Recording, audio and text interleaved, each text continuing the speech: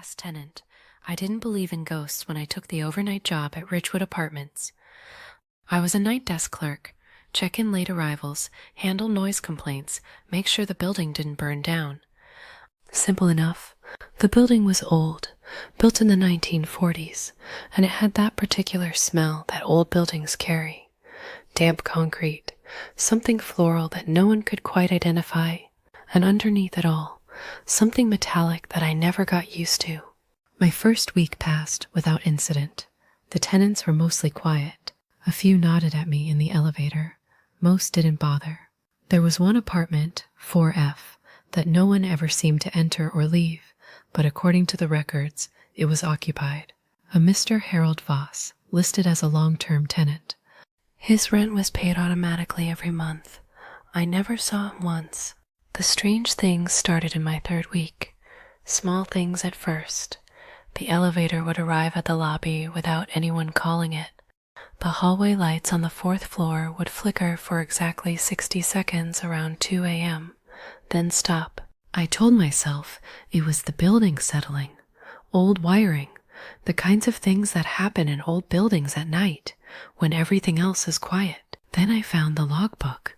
It was tucked behind the front desk in a drawer that had been painted shut at some point and forced open recently. The paint was cracked fresh around the edges. The logbook went back to 1987. Every night desk clerk who had ever worked this building had written in it. Most entries were mundane: noise complaints, lost keys, a burst pipe in 1994. But the entries from the 1990s changed. Multiple clerks had written about apartment 4F, about hearing someone pacing inside, about the sound of furniture being moved in the middle of the night. One entry, dated March 14th, 1998, read simply, 4F again. Knocked. No answer, but someone knocked back. I went back to the tenant records that night. Harold Voss had been listed as a tenant since 1962. 62 years in the same apartment. I searched his name and found an obituary from 1989.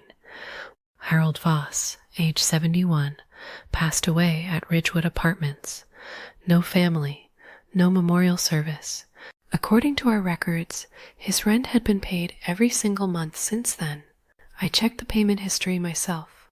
The automatic transfer came from a bank account that, as far as I could find, belonged to a man who had been dead for 35 years.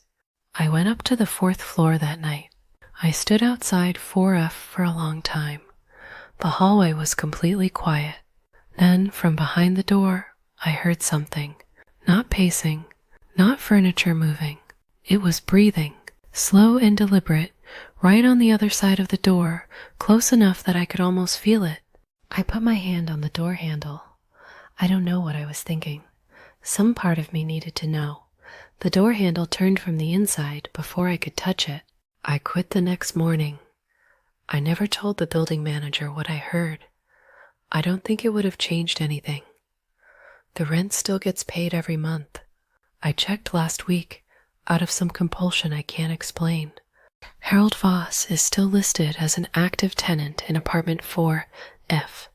Whatever is in there, it's not going anywhere. Chapter 2, The Toll Booth. My cousin worked a toll booth on a remote stretch of highway for 2 years before she left the job without explanation. She wouldn't talk about it for a long time.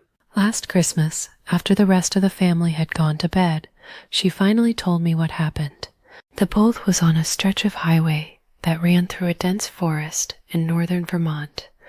Almost no traffic after midnight, maybe 3 or 4 cars an hour on a busy night.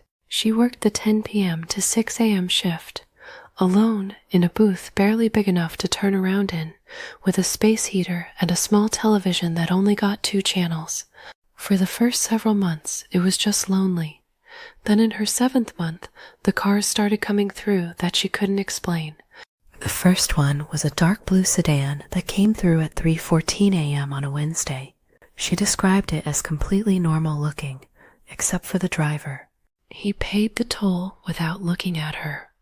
When she thanked him and told him to have a safe night, he turned to look at her for just a moment. His eyes were open but completely white. No iris, no pupil, just white. He drove on before she could process what she had seen. She convinced herself it was a trick of the light, a reflection off her booth window. 3 weeks later, a woman came through in a white car. Same thing. Eyes completely white, face blank, paid the toll in exact change without speaking.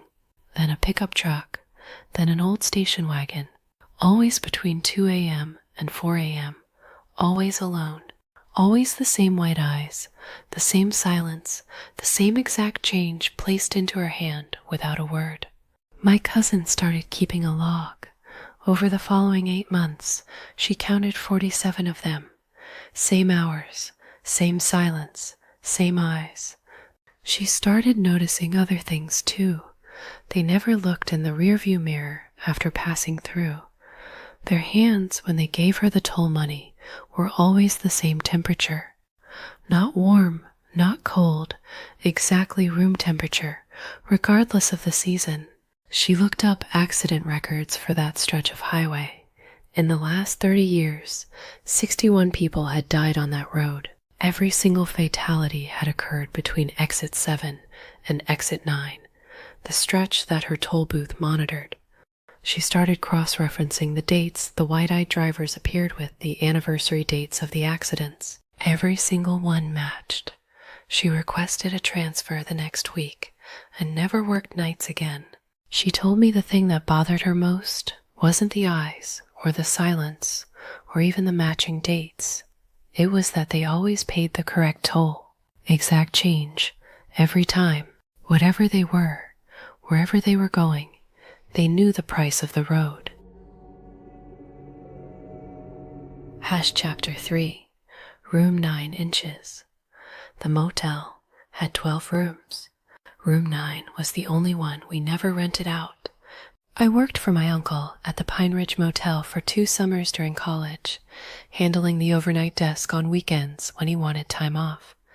He was straightforward about Room 9 on my first day. He unlocked the door and showed me the inside.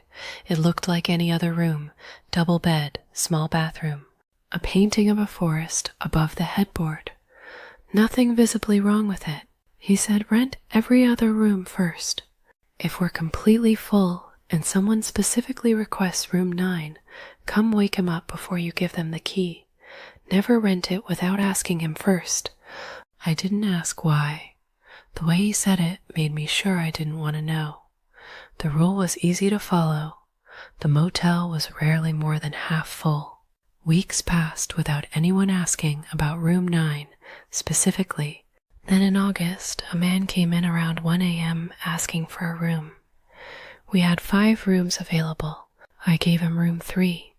He paid cash, took the key, and went to his room. I went back to watching television at the desk. About an hour later, he came back to the front desk. He said there was something wrong with his room, a smell he couldn't place, a feeling of unease he couldn't shake. He asked if he could switch rooms.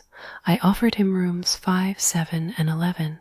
He said he'd walked past all of them, and they felt the same. He pointed to the key rack behind me. He asked about Room 9. He said, and I remember this exactly. That one. I can't explain it, but that one feels quiet. I called my uncle. He picked up immediately, as if he had been waiting for the call.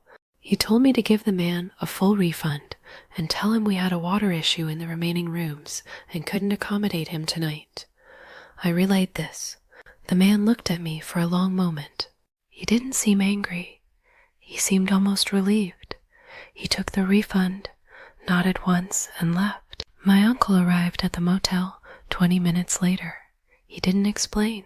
He just unlocked Room 9 and stood in the doorway for a long time, looking at the room. Then he locked it again and went home. At the end of that summer, I finally asked him directly what was wrong with Room 9. He was quiet for a moment. Then he said that in 1987, a couple had stayed in that room and never checked out. They were found in the morning. The official cause was listed as a carbon monoxide leak from a faulty heater, but the heater had been inspected the week before and found to be in perfect working order. The heater was inspected again after. Still perfect, no fault was ever found. He said that in the years since, 3 other guests had requested room 9 specifically, guests who had no reason to know its history, who had simply pointed at the key on the rack and said that one. He said he had turned all 3 of them away.